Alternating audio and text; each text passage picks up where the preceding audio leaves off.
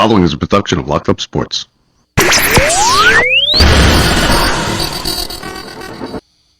Everybody, this is Don LaGreca from the Michael K. Show. When it comes to talking sports, Bob Walters and Brett Grasso are the authority. Can't wait. When it comes to talking sports, they're the authority. It's Bob Walters and Brett Grasso. It's Locked Up Sports, and it starts now. Bring them out, hey. Bring them out, yeah. Bring them out, hey. Bring them out. Here we go! Bob Walters, Brett Grasso, from the Brian Gunzel Studios. This is Locked Up Sports. The Knicks failed their second straight test against a good team. Are they as good as we thought they were? St. John's, are they better than we thought they were? As they blow out the two-time defending champ UConn. Another injury in Mets camp, we'll tell you who it is. And the Yankees are allowed to grow hair on their face. Brett, what's up? Welcome to the show. I'm back. I haven't been here forever. I almost got lost coming here. Oh, yeah. We got us both in the studio. Really nice. That took us about 3 hours to get set up today. We were just bullshitting about everything. It's like a reunion. Yeah. It's like a reunion. No, really. And now we're getting prepared because after this, when we finish this show, right after we record, I will be breaking down this stuff here, and I will be putting it in a suitcase, Bob. Down to where? Down to Port St. Lucie. Well, I'm going to bring it to Tampa first, and I got to drive it over to Port St. Lucie after. Ugh. But we will be in Port St. Lucie. We will be reporting live from Mets camp, starting around March 10th or 11th up to the 15th. These days, I mean, being honest, these days it's like 50-50 if you're gonna make it there in the flight, right?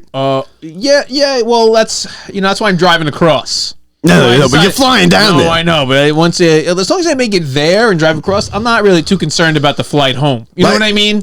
Just got to make it there. Got to enjoy myself, and as long as you get through vacation, you don't want to have that happen on the flight there. Listen, no, I don't want to happen. Yeah, we're at the point now where they're back to clapping when the plane lands. First of all, if my plane lands upside down, by the time we get to spring training, they go, here's a check for $50,000 for no questions asked.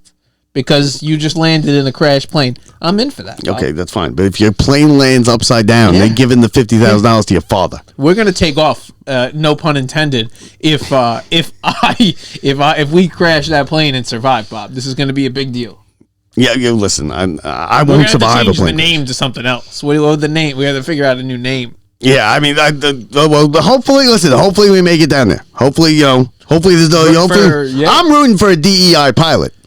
Yeah, listen. I hope it's an automated pilot. I want a machine to fly me there. The last thing I need is a human. One thing I know about is humans are the thing I don't trust. So the Knicks.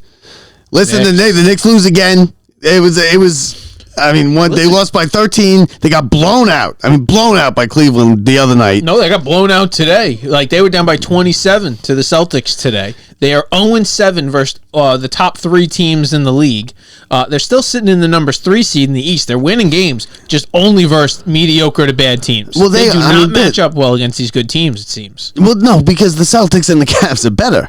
Yeah. Right? You don't expect them to win these games. You gotta compete. Can't lose by 30. No, you can't lose by 30. And it's not games, good. No, in every game. You can't lose by 30. To be fair, the first one against the Celtics was opening night. They were getting their rings. You don't stand a chance. That doesn't count. Yeah, no. But now this one... All the recent games, we're talking 2 games. Now, Friday and Sunday night. Friday versus the Cavs, which they just got absolutely shown up. And then Sunday, which we had OG back. Cat was out there. And you know what? Knicks just never had a chance. I turned on the game, which I didn't even know was on, which you kind of talked about.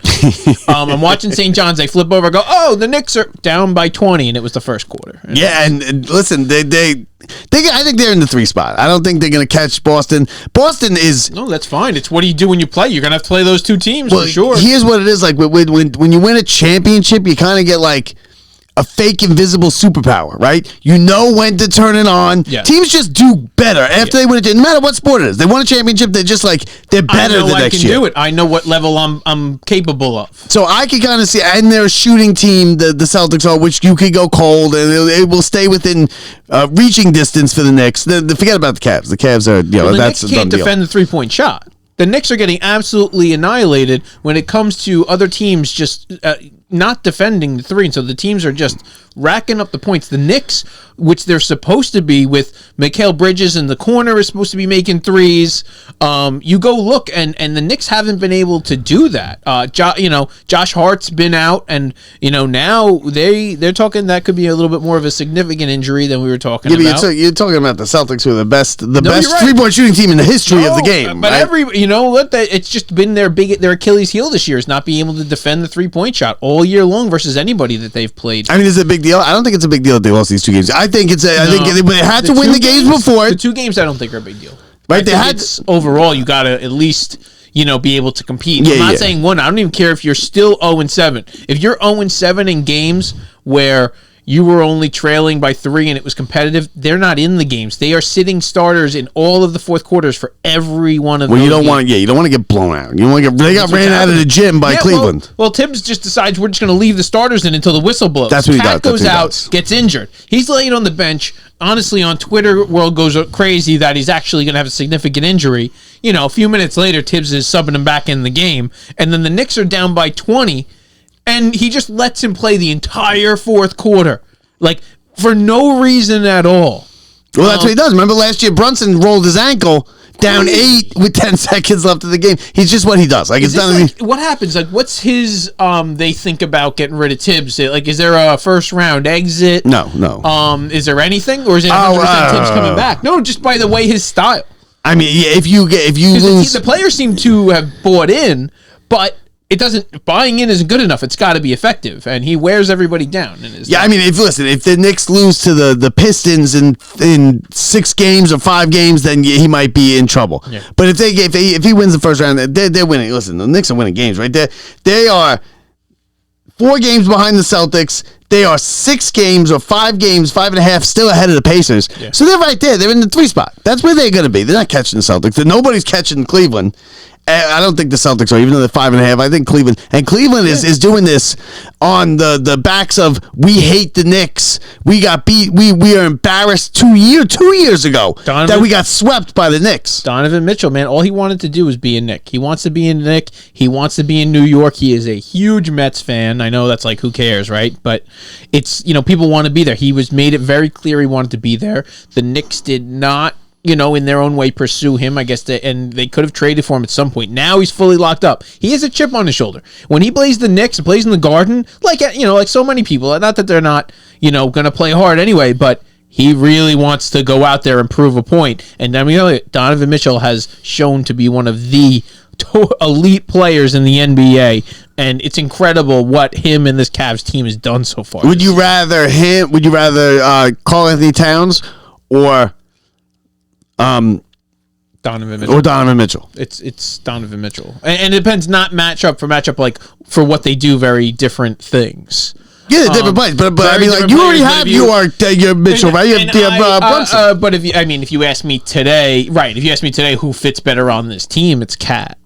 But who would I rather have had if you told me over the last 2 years and the Knicks are making these moves and trading 5 draft picks for Mikal Bridges, which may turn out to be one of the worst deals in Knicks history, which people were talking about, how did they even allow it to happen? Oh my God. And he just hasn't shown it this year. He hasn't been making threes in the way that he was all last year. And I think it's just his role on this team is it's tough. It's one thing when you're the best player on the worst team and you're in Brooklyn. It's easy to get your shots and your points and put up big stats like he did for that entire last year. He was incredible.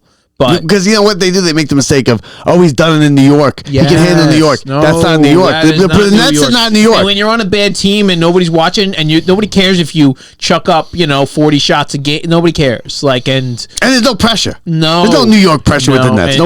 And now you got to fit into something that's already established. Plus they got rid of, 1, a ton of draft picks. 2, someone else to make room for him, which is like a Dante DiVincenzo.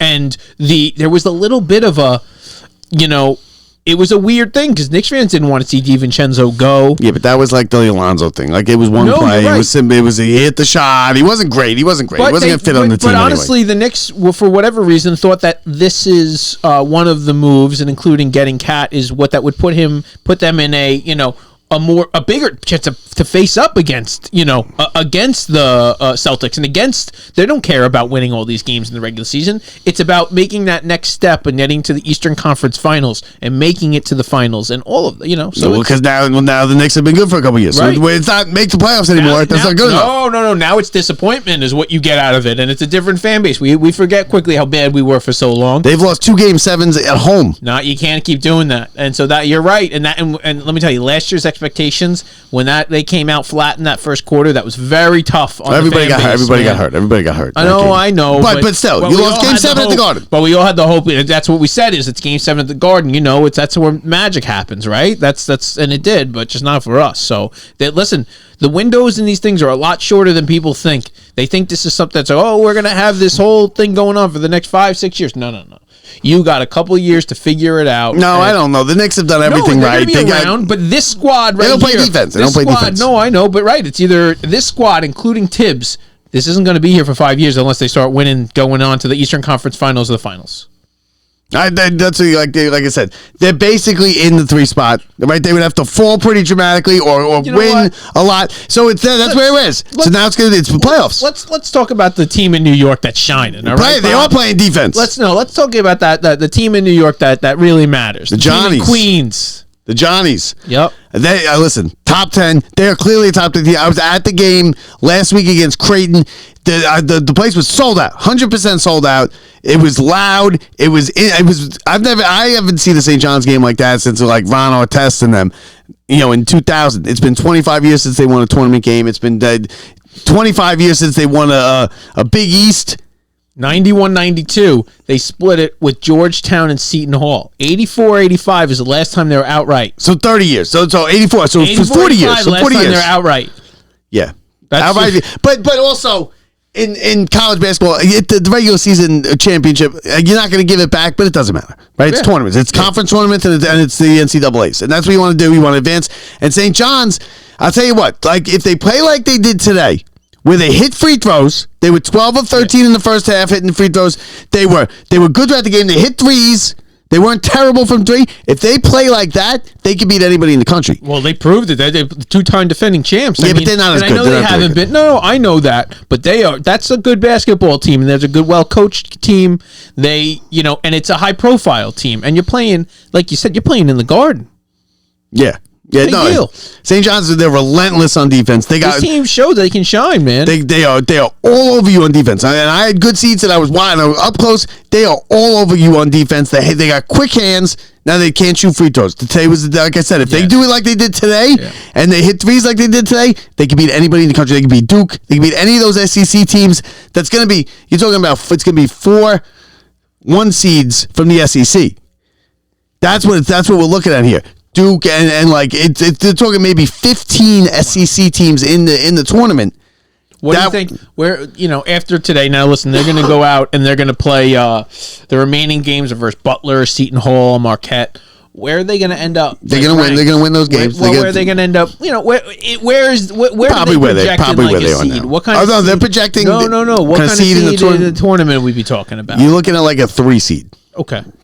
You're looking at like a 3 seed, and it could be a good enough 3 seed where they get the East 3 seed, where they come to play the regional in Jersey. Yeah, playing home. In Jersey, and they could go up against Duke in the regional final in Jersey. We're going, right? Yeah.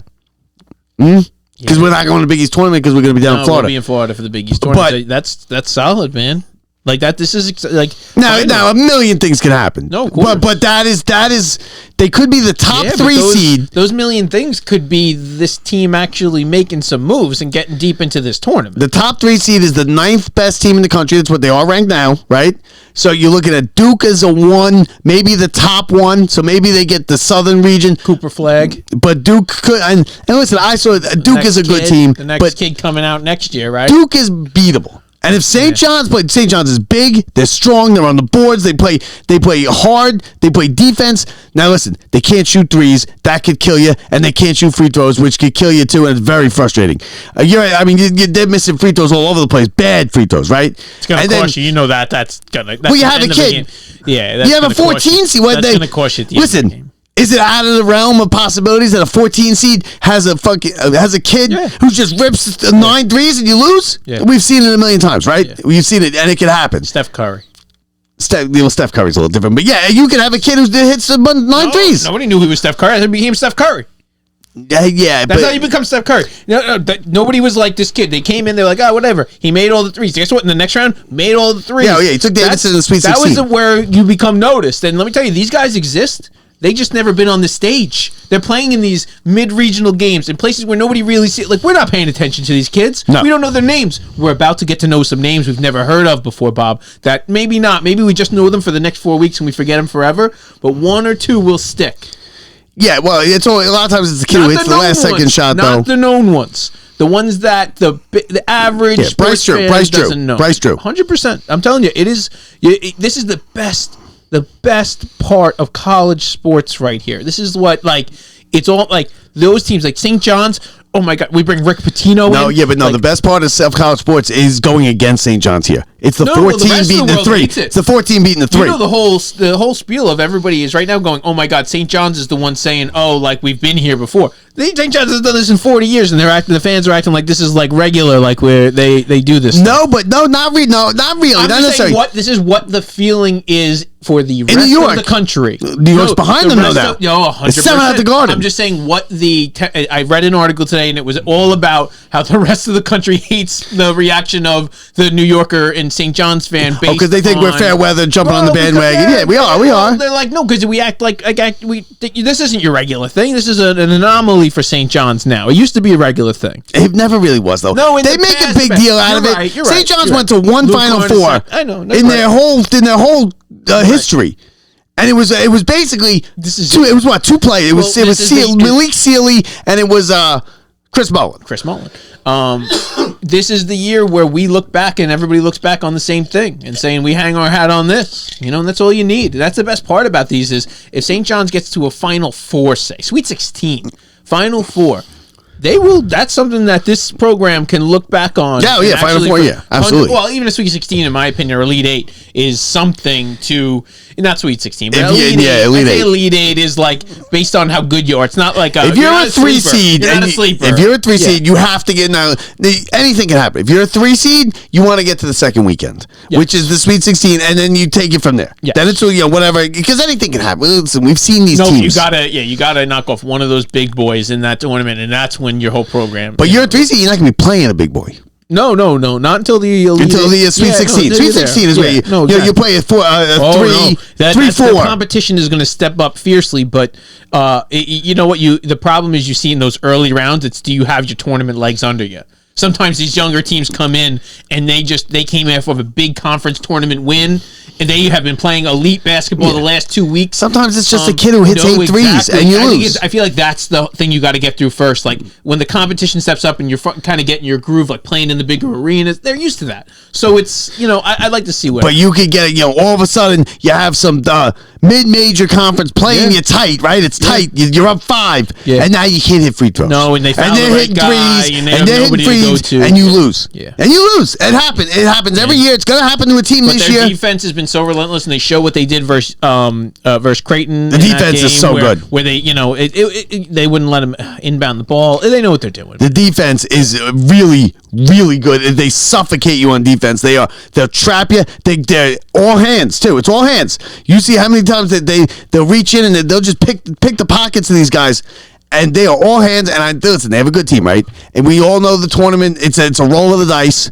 Win the Big East tournament. It looks like they're going to win the Big East Conference regular season, whatever it is. But win the Big East tournament, and then just go and try and win, get to that second weekend, and then whatever happens, happens. See, man. I don't know. But they have the talent to go to the Final Four. Yeah, but they also have, UConn has the ability to knock them off in the tournament too. And then does your attitude change, like as your team when you lose? Like, which way do you go into this tournament? Do you go in as, like you said, the Big East, championship winner, or do you go in as the team that, even though you beat all these teams all year, you just lost to UConn. Like, that's a big deal. Like, you got to go. They just lost to Villanova, who's not a very good team. They're not a very well coached team. They got a big win, right? Villanova's not very well coached. They're not a great team, and they beat them. Do they have I mean, I know, and you're like, oh, no, they're going to win it, like, no matter what. But do they have letdown games versus Butler? Do they have letdown games versus Seton Hall and Marquette? Like, maybe. Like, that's what happened last time. Now, again, it's all going to be then the Big East tournament. I'd like to see what happens when you match up for so many times. I think they get to at least get to Friday night, no problem. But you just got to win a game. And listen, we're used to St. John's playing Tuesday afternoon at noon, being down 30 at half, and then that's it. I love it because they had them on all the obscure networks. They had them like stuck over on like FS2.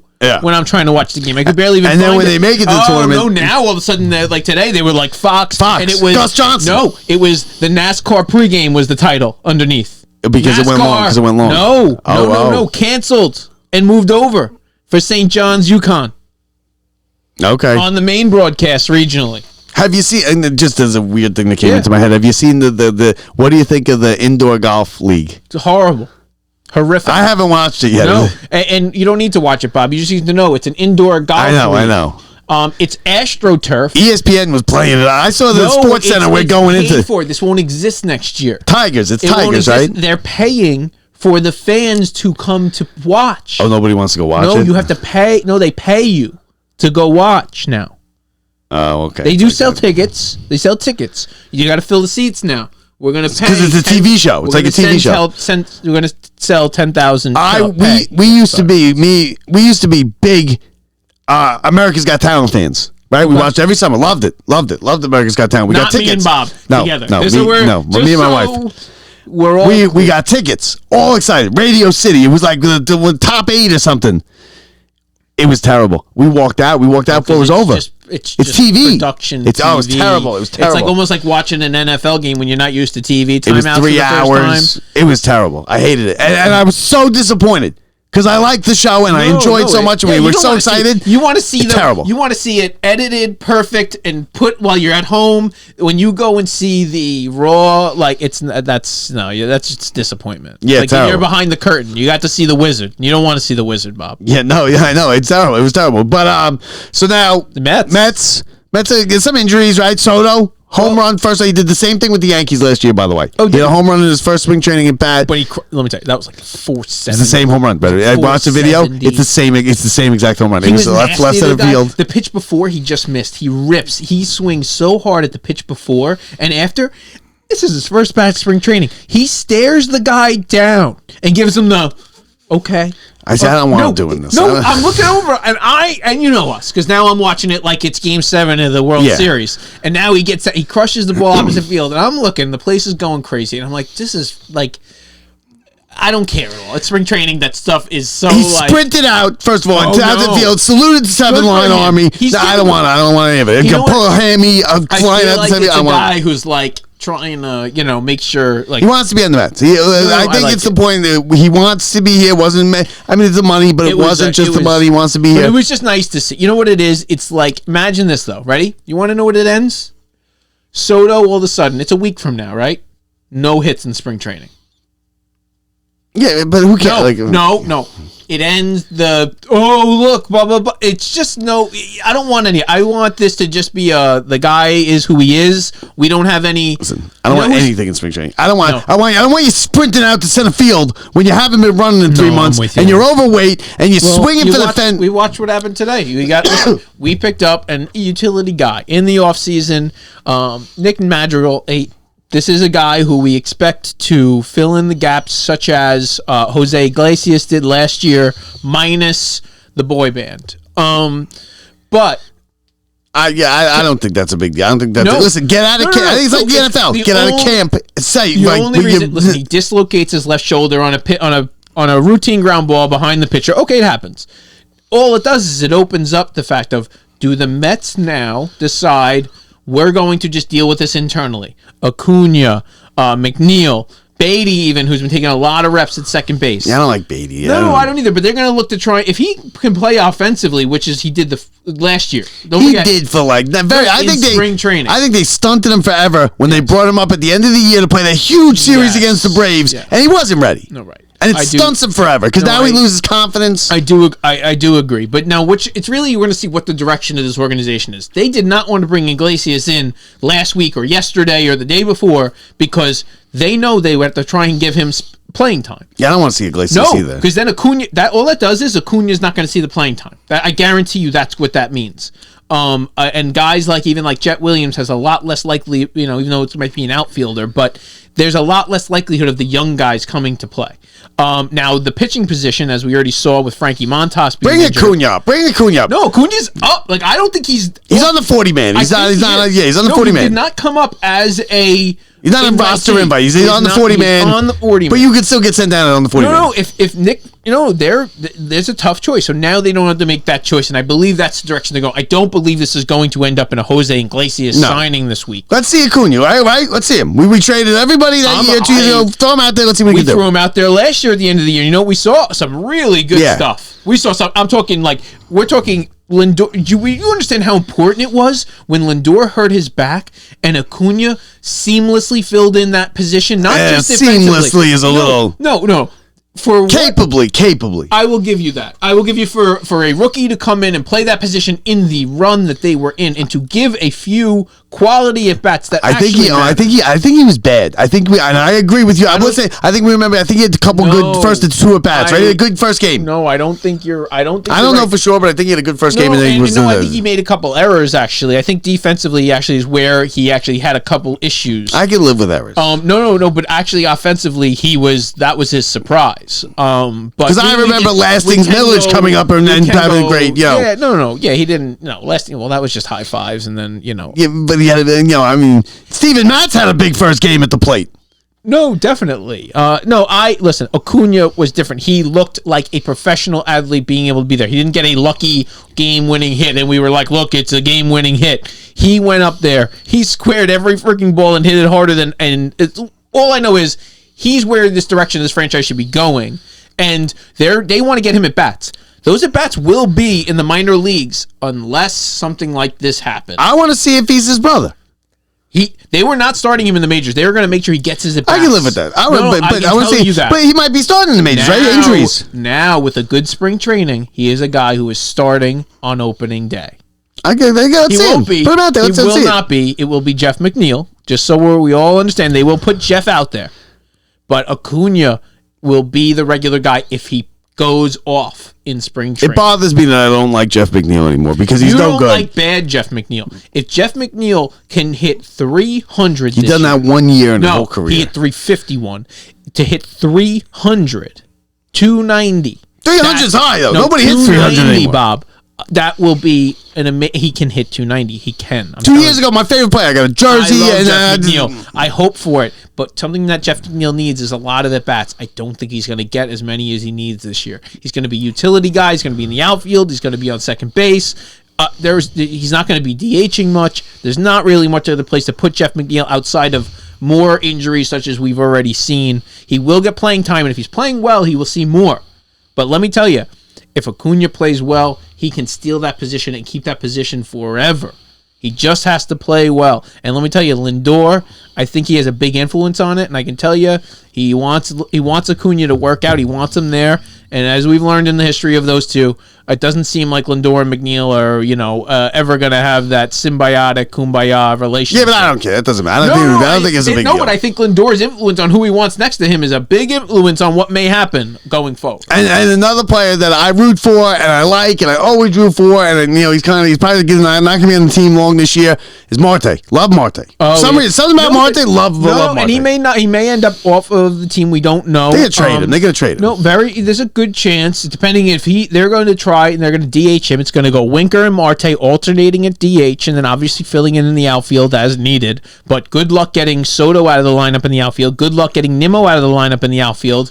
And then good luck, because then you have to go rotate Tyrone Taylor and Jose Siri in center field. Marte's got a good arm. Marte's a good ball player. I like Marte. I just like him as a ball player. Our starting center fielder and in the lineup every day is going to be Tyrone Taylor and maybe Jose Siri. Jose Siri is one of the worst average hitters ever. He is like a 110, 120 hitter.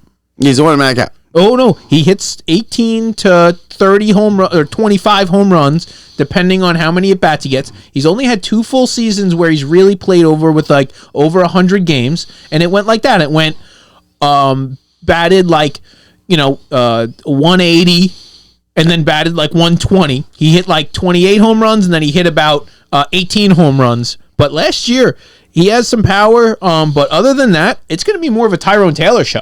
I'm telling you, you're going to see a lot more Tyrone Taylor. Even though Siri is unstoppable in the outfield, you will see him a lot late in games. To me, spring training is just a hold your breath situation. 100%. Don't get injured, especially for the pitchers too. Run your wind sprints. Take your batting practice.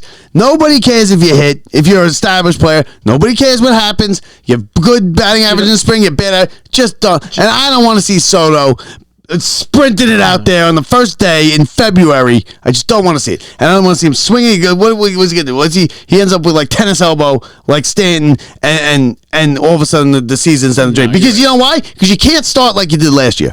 Yeah. You're not doing that again. You're not digging out of that hole 2 years in a row. And the pitching, as far as the pitching goes, with Montas out, no. I say just go with the 5-man. Right? Well, why are we reinventing the wheel? There's one guy that I am telling you is going to have the biggest impact on this Mets team this year.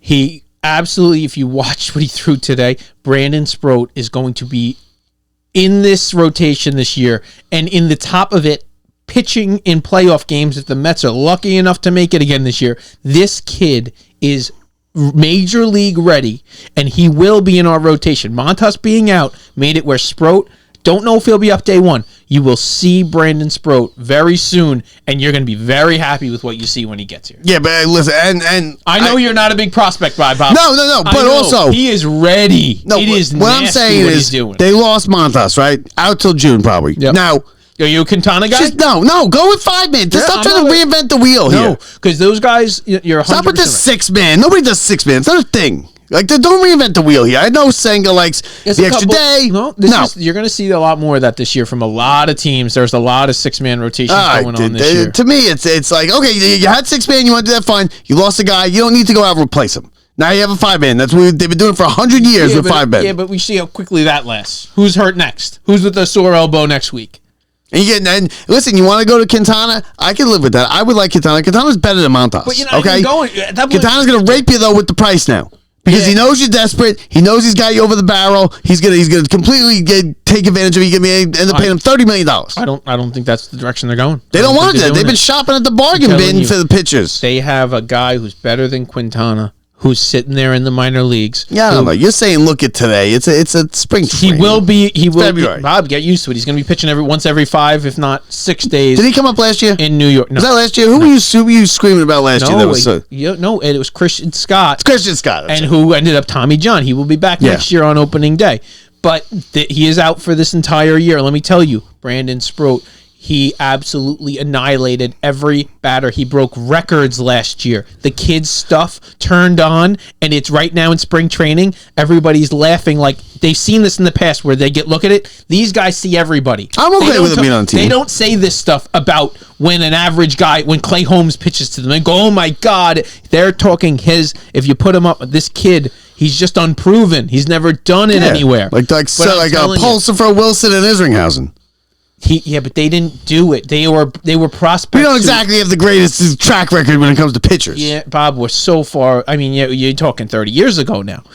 I go back another 30 years until Nolan Ryan. We have good ones, we get rid of them. No, listen, we've had a very good track record with bringing up our prospects for pitchers. In recent, they do. In outside of injury, and it's the Mets are pitching rich history, but they screw it up somehow for them. When guys go up the ranks and continue to just absolutely strike out 2 out of every 3 batters, and they don't stop no matter where they are, telling you that it's going to happen. So anyway, it's just good stuff to have. You know what I mean? Like, we have a lot of utility guys. We have a lot of middle infielders. We have a lot of outfield prospects. Some will be traded, probably along with Marte and who knows who. But more injuries will happen with this team. We will have to fill in more gaps. Things that we're not even talking about right now will happen with this team. And I feel like they're finally prepared and not just like, wishing it doesn't happen. I feel like we have some depth. Yeah, but let's just not have it be Soto or Lindor Deeper than or that. something Talking like about that. depth, let's get into real depth. 20 years, Gary, Keith, and Ron. The 20th year of it happening.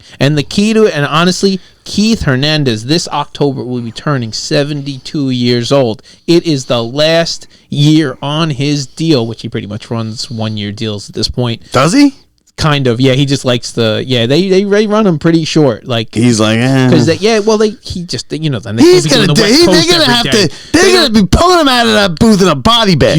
You think so? I don't know, man. Like you never know. You're not young. He's not a young guy anymore. You got to go into that stadium every day. But anyway, we hope Keith never leaves. Keith is good. No, Keith is gonna leave. Keith is gonna leave. Keith. I think you're talking about Gary. Keith hates it. Right. It's a job for Keith. He hates it. Who would you replace Keith with? I got the one. I got the one in my brain that's already been there and is the only person who's done a good job behind that mic. I would probably Former Met. Zeal. Todd Zeal.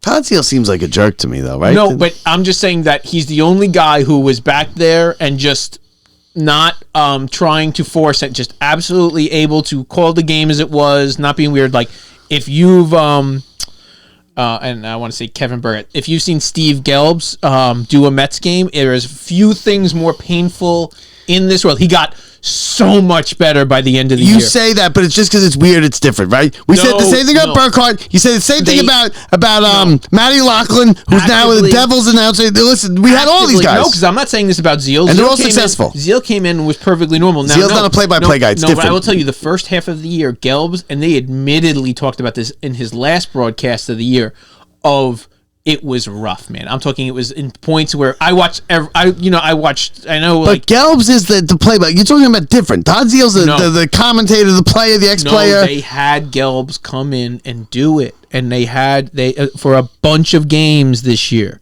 No, he didn't do play-by-play. You mean no? He came in and it was rough, like rough. Like the kid caster was better. Yeah.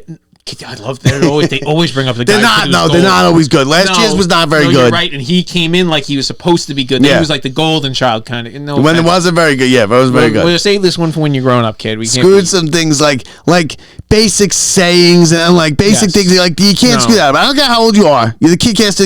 I'm sure. I would imagine you get thousands of these things, and I don't want to see. I don't need to. And I would have loved the kid caster. I would have loved to do the kid caster. Some good ones, but I don't need. Yeah, they have, but.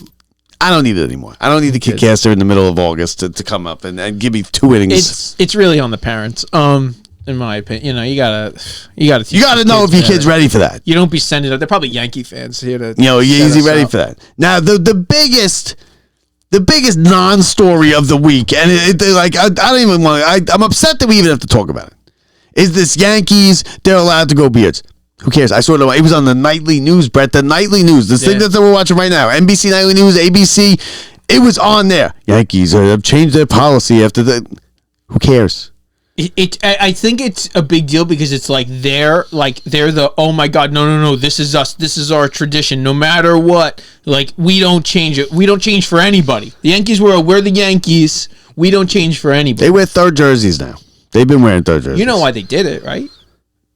They say they didn't lose players, but they only. First of all, I don't even know if it's legal. They don't want to lose. They don't want to be. They want to keep being Big Brother. They don't want to have. Losing Juan Soto was a big deal to them in terms of losing him to the Mets, and the fact that a player in this world would rather go play for the Mets for almost the same amount of money than going to play over for the Yankees is not in their brain to even comprehend. It doesn't matter. Someone give you $700 million. Yeah, if they go, $700 million, but you got to shave your eyebrows, they're coming off. No, but the other guy, but the other team is, I think it's more of it's not about the beard as much as it's losing and not having any excuse for missing out again. Now, there are players who said no. One of those players is Vlad Guerrero. I will never play for the Yankees because of their beard policy. He said that. He said that. Just saying, they come up with $800 million next year. He's playing for them. They're 10 years behind the times. The reason this is a non-story is because nobody gives a crap about stupid. any of this. Because this should have ended 10 years ago. The fact that there's a guys were in the locker room and this really happened was, oh no. George walks through or Cashman walks through and goes, Get rid of that stubble, son. Yeah, Manning. He told Manning No. to cut his Get hair. rid of that stubble, son. Yeah, I don't know how Johnny the union. Damon had a little scruff. How did the union let them get away with it for so long? If I'm the union, I'm going, listen, we're not doing this. You know what it was? You know who stood up, right? Devin Williams, the new, the Pete Alonso home run guy from the Brewers. So their new closer or reliever, Devin Williams, comes in and they make him shave his beard. He went the next day. Do you know he went and he expressed exactly how upset he was about the whole situation. And the next day, Hal came out and did it. So you telling me last year, Alonso? They made him shave it first. The second part is they made him shave it first. The next day they changed the policy. Last year, down the stretch, Judge just decided, I'm not shaving. And he just comes in, he's got scruff, he's got a 5 o'clock shadow, he's got a beard. You're just sitting him? No. No. No. So was it really a policy then at all anyway? DFA. They're not DFAing him. He's playing, he's in the lineup. Minors. You got options. Like he could have broke that. Jeter could have broke it 20 years ago. He could have said, you know what? In the playoffs, I'm going my facial hair out. Sit me. See how well that works for you. Sit me. Yeah, no. They would have never done He it. expressed how upset. Now that's why he has a constant 5 o'clock shadow. Yeah, give me a break with Jeter too. We don't want to hear from. Nobody wants to. Separate. Don't get into that, Bob. I'm sorry. I'm not trying to push you off. No, I'm all right. I'm all right. Tangent. You kind of I know where we're at. We were talking positive about the Mets. And by the way, we said you didn't care about the facial. By the way, they didn't do the whole policy either. You still can't have long hair. And you still gotta be clean cut, neatly trimmed beard, Bob. Neatly trimmed. You give me a break. Like what means neatly trimmed? Who decides that? Are you growing it out if you're on the? Are you going like full? No, I like it. I'm a shave every other day guy. Jason Worth? Are you going Jason? Have you seen Jason Worth lately? No, but he looks like a bad alcoholic. I shave every other day. I think my non-shave day they'd force me to shave if I was Yankee. That's where I'm at. This is clean shaven. I think I'd grow it. I'd grow it out. Tomorrow's like borderline beard already, and I think they would be like, "You can't play tonight, son." See, I'm 3 weeks and I'm patches. Oh no! I shaved this morning. This is clean shaven with a razor this morning. After a week, it gets like a soft. You didn't see it was very dry. Like it's like, but if I'm on that team now, I'm going full like Jason Worth. Like I'm growing the hair. Judge, even worse. This is the part I hate. Judge had to put out a statement this morning. I won't be growing. Yeah. Come on. This is why I hate spring training. This is why I hate spring training. That's the part that got me. Like, that's the reporters were all standing there, and they're all like, I want to be the first one to ask. I want to be, Mr. Judge, are you going to have facial hair this? Are you guys serious right now? Yeah, come on. This is what they've breaking news. It's a weekend, and they're out of stuff to talk about. I can't. And the fact that it was on Sports Center, Nightly News, Entertainment Tonight, Access Hollywood. Come on. No, CNN popped up. Here you go. Judge, facial hair. Are there any women umpires with facial hair? No, in the MLB. No. Because they're all over the place. We were just watching the Golden State game. There were 3 of the 4 officials were female. I don't believe so. Right? There's no women. So baseball's just behind everything. Right? Did you ever think that there would be 3 out of 4 women referees on an NBA game before the Yankees were allowed to have a mustache? I mean, come on. Well, what are we doing? No, I don't know. I'm telling you that. I think that's the whole thing. And where's the female umpires? It shows how antiquated they are. And let me tell you, if that's what's going on the surface, most likely it's like that with so many other things. And I think that's more the problem. I don't think it's about the facial hair. I think it's about all of their antiquated policies that players can't stand. Like, we get you're rooted in tradition. We understand that. Well, guess what? We haven't done that in a while, which is fine. We need to do whatever we can to get with the times. Like we talked about earlier, teams need to be included in social media. You need to be including in having podcasts onto your stuff. You need to have those people there. You know why? You need the next generation of people to care about this. You know what they don't care about? 3-hour games. They don't care about tattoos, beards, 3-hour games of these guys walking around, or a guy patting his cleats and moving and adjusting and having his whole routine. No. Get in the batter's box, play baseball. I don't care what you look like. You can do whatever. Where's all the people? At the same time, would you rather have the Yankees policy or the Phillies policy of being disgusting and having the most disgusting beard and being filthy? Which would you rather have? Where are all the people who would never watch another baseball game and they ruined baseball because of the pitch clock? It's the best thing in sports that sports has put in any sport, any time in the last 25 years is the pitch clock. Baseball's fun to watch again. I could watch any baseball any time, know how long it's going to take. I'm telling you, baseball is so back. Where's all the people who would never watch another baseball game? You know who they are? They're right next to the people who would never watch another football game because they were kneeling. They all watch the Super Bowl. Right now, this week, we have Pete Alonso do the first challenge ever for a Met player in spring training. Yeah, I don't know if I want them challenging balls and strikes. Now, just put the robot there. Have him call it, right? Get so many of them, so it's not like at first I thought, oh my god, this is going to go on all day. No. If you lose, but he wins the first challenge where he was going to be struck out. He challenges it.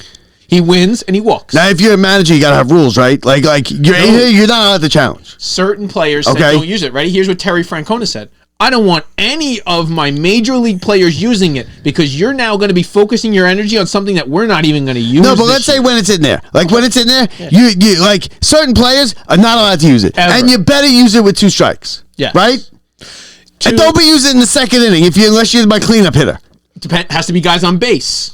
Got to be a certain number of outs. Yeah, there's too many guys are wrapped up in their average and their numbers. They're going to be using. You're going to be out of challenges in the second inning. And the other end is the dugout has no involvement. They are not allowed to be involved. They are not allowed to signal you. It's dangerous. So it is 100% up to now. It's just a personality person. What's the guy 3-0? It has nothing to do with what is taught. It comes down to, do you have Ricky Henderson in the box? He's going to do whatever he wants every time. Well, Ricky Henderson can steal, but Ricky Henderson can steal whenever he wants, right? But the slow guy can. There were guys on the team that you're not stealing. Don't even attempt to steal. The difference is, doesn't matter what your rules are. Ricky doesn't care.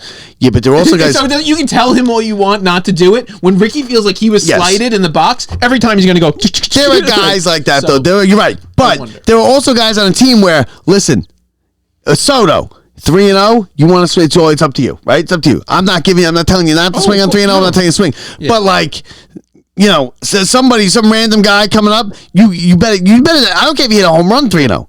You're benched if you swing 3-0. Right? There's guys like this, so you're going to have that too. Yeah. Like, don't you dare waste my challenge. One of my 3 challenges on a 1-1 fastball that misses the plate. Well, we watched as the Mets were playing, whoever they were playing, and the other team, they challenged theirs. No, they were wrong every time. The Mets were right every time. What's the rule? Is it like you lose the challenge? Well, how does it work? You have 2 and then you're out. So if you lose your challenge, 2 all game. So no. If you win, you keep it. Okay. You lose it, and you have 1 more. Do you continue to keep it? No. You have 2 to lose, I believe. So you can get it. So 3 max. Keep it. 4 I believe max. it's like something like that. So I think it's like it's not. It's not you keep going, right? If you keep getting them right. The first thing was like yeah, that's what I'm saying. I can't watch baseball like this. No, and if you're the manager, it takes 30 seconds. And if I'm the manager, I'm losing it in the first inning. If you blow these, I have 2 a game. It is cool though. Yeah, but why not just if that's accurate? Why are we having the umpires then? Why don't we have this? Why no challenges? This is step 1. Step 2 will be robot umps. But why are they not there already? Like buzz the umpire. And also, nothing can just show up. We're in the middle of watching one of the most drastic changes in the history of baseball. We can say like, oh, this has always happened over the years. No. Baseball is radically changing. They finally caught up and realized that they were about to drown if they didn't do something. And let me tell you, it's incredible how good it is to watch for people who have been baseball fans. Why can tennis get it right, but nobody else can? The NFL can't get it right with spot. There's got to be someone spotting the ball, too, in the NFL. No, of course. And I get the NFL. It's hard to spot the ball. The guy runs in. You lose sight of it. Where was the ball when his knee or anything hit? I get it. But there's got to be some way they can figure that out, right? Microchip. On the ball? And in the field? Exactly where it went to the millimeter. Yeah, but when did the arm hit? What? No, when was he down? That's the question. You don't know when he was down. No, you can correlate that with the video. This is where it was at that exact moment. Okay, and then you see where. Yeah. Okay, yeah, I guess you could do that. Oh, yeah, listen, there's no reason. Now, where is it at this exact second? Spotting the ball. That's what you say. You determine when the elbow hit. It determines where it was. Because we talk about baseball and everything. Human says the elbow hit this moment. Spotting the ball. You got 2 70-year-old men running in a different. They're coming. The goal line one, where it should be the moment that microchip touches the goal line that's in. No matter what, not a question. It did or it didn't. Yeah, no, and like you get these 2 70-year-old men, and if they were to cross paths, it would be like this. Sometimes they're like 2 yards apart. It doesn't. And then they just kind of put the ball down. Everything has been the whole world of sports, and especially the NFL, has been influenced by a guy deciding whether or not it was an inch forward or an inch back. Yeah, but tennis, it's by human deciding that. Yeah. It's like, or same thing with tennis. Tennis is just the same way. Tennis is so far advanced. And how much in the past did that have to do with McEnroe pissing the guy off? No, but everybody liked that McEnroe arguing and everything. No, but in general, getting it right. How many long-term matches were determined by he screamed at me every day for the last 6 months in different matches, and this time, you know what? I'm not giving you the benefit. I would hope none. I would hope none. But yeah, so human nature, it's happened. Welcome to human nature. Exactly. So it's not true. Even if you didn't mean to, your brain does it for you. I saw a new thing with the tennis. I just watched the story on the other day. Tennis, because on the clay, it's tough to tell, right? On clay, what they always did was they didn't really have the thing because it makes the spot in the clay. But they did it. They have it now, and they have it where it looks like it's out, right? And then they show the slow replay, and it still looks out, but they called it in, and when you slow it down, it's like squeezed, touched. They got it right. Oh, listen, we went off way on a tangent. We're done with tennis. Got it right. This could go deeper if we just kept going. So, see, I told you I didn't want to talk about the Yankees. No, we're good. And just for the record, shame on the star players going back as long as could be, because they could have stopped the policy themselves. Yep. If they grow the beard, they could say all they want. They're keeping not keeping Reggie Jackson out if he grows the beard. Someone finally stood up for themselves this year, and they won. No, they just had to do it now at this point. No, someone actually said, I'm telling you, it was Devin Williams went up and was like, why did I have to go shave my beard yesterday? And they were like, policy change tomorrow. You could take it. I'm going to take it to the grave. Derek Jeter's growing a beard in 96. He's not sitting. I can tell you, he was about to drop it on social media, and they were getting out front. He didn't even have to just start growing a beard and show up. What are they going to do, bench me? He was full bearded the day before. He showed up with the beard. No. He walked into the bathroom. They made him shave a full this. He went and complained. What if he said no? I'm not doing it. I think he did, and they made it. I think they sent him home. They might send him home. Spring training, they send him home. I don't know what happened, but I'm telling you, the next day he went and he talked about this already. He went and they went and changed it to whatever it was because they didn't want kickback. It could have been done 30 years ago. It's not because they wanted to do it. Because Derek Jeter scared of kickback. Derek Jeter grows a beard. He's playing. Big game. September game. Derek Jeter has a beard. You're not sending him home. So Derek Jeter could have ended it. Reggie Jackson could have ended it. They all could have ended it. Such is life. Rules are changed and manipulated if you are the most important person. Yeah, of course. That's how rules work. Yeah, but then it's come on, you can't tell me he could do it and I can't. Yeah, I can. You're cut. And that ends. Those guys get cut. Then when you're crap, when you're nobody, or you get traded. Watch. Yeah, well, either way. So anyway, all right. So we're going. We got the Yankees for getting with the 20th century. We got next week. You're leaving Saturday, right? I'm meeting you down there. Down there. We'll I'll have all my stuff, so I might be doing stuff from Mom's with you. So we'll and keep an eye out. We're gonna have a new. It's like well, listen, we're gonna do merchandise. You're gonna find scavenger hunt type of thing. It's gonna be called Locked Up Loot. When we get down there, we will be. Dropping some stuff on social media. We'll say we're going to be leaving some nice little packages. Tickets, maybe some signed autographs from the Mets, and we're going to leave it out in a random location, whether it be at Citi Field, around New York City, or when we're down at spring training at Cloverfield. If you're there, look out. You'll be able to find it or see it on social media. We'll give you a nice little clue. You'll kind of see where it is. And you find it first, you keep it. And let me tell you, we're going to have a whole bunch of these going on. You're not going to want to miss it. I think it's going to be a lot of fun. Looking forward to it. Yeah, it's gonna be fun. And as much as I hate spring training, and I live down there, so I've gone to spring training. It's really not great, the games, but we're gonna be working. We're going down there to work. We're there, man. We're there for the interviews. We're there for all the good stuff. So I can't wait. The press conferences. Oh yeah. And my question to you is, if you're not gonna ask a question, do you really have to be there? No. Okay. No, of course not. No, questions must be asked. And trust me, they got to be something decent because I got to hear the same old crap from everybody whenever we're watching. What are we at? 52 minutes. We said we were doing 45. We went 7. We went over. We'll just call the preview. They've been playing the music. If this was the Oscars, they'd be playing the music for the last 10 minutes. Rant? Yeah. No, I think that's when people really wanted to watch was that. So that's it. We didn't get to the hockey. They figured out the All-Star game. I'm going to do something on the hockey because it's awesome. I really hope that more teams are more leagues adapt. I don't think it works. It works in baseball with the World Baseball Classic. But no, it does, and I'm telling you, no. I think in some version of it doesn't have to be country, but something has to go on where it forces care. Forces competition. It forces people to actually want to watch. And listen, we lost this year. Players Canada need to care. But how are we going to ever lose when we're one team, U.S. and Canada? Next time they do this. That's the best part is we probably won't even let them compete for a few years. Here's my question. We're going to be like, you're just like. Here's my question with it. How'd they, and I don't know the answer, and I should know the answer. How'd they pick the 4 teams? The 4 countries? Like, how did Ovechkin and the Russians not get a chance to play?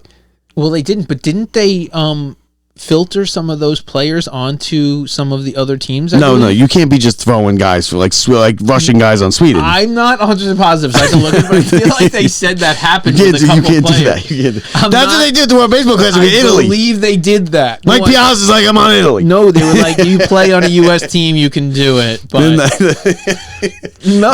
So good thing we didn't bring it up, because I still don't know. I watched it. I loved it. I still don't know how they pick the things, how they pick the countries, and why is like Ovechkin's about to pass Gretzky. And you don't have Russia in it. Well, how do they not have Russia in it? That's what I'm saying. Into why they don't have Russia in it? I don't think it has anything to do with it. You don't think it has anything? No, I don't think it does. You're wrong. They would have then been like, let's do it by continents. They would have been like continents, and we got, and what's funny? Antarctica. What's funny is Russia's not even Europe. Russia's part of like Asia. Russia's Asia. So you would have been like the Asians, and it would have been Ovechkin. Well, if they win the war, then I think Europe is East Asians, and Western Asians. I love how you say they threw some. Like, you can't just throw like Russians on Sweden. On no, I swear I'm watching the thing, and I swore that they said that someone who was not of whatever like, the is that country Ovechkin out there? was put onto a team. And now I don't, again, like his aunt. It's like the end his aunt was born here. We can debate whether or not that counts as birthright citizenship. After the Supreme Court decision. It's like the end of 8 Men Out, where they're sitting at a nothing little game, and they're like, "Is that him? Is that him, Shoeless Joe?" And then someone goes, "Nah, that's not him. That's not him. I knew he could play. He looks like him, but that's not him." That's so true. So that's it. That's it for us. We'll see you guys next week. Yep. Brett, we'll see you in Florida. Yep. For Brett Grosso, I'm Bob Walters. Don't forget, rate, review, and subscribe. Every little bit helps.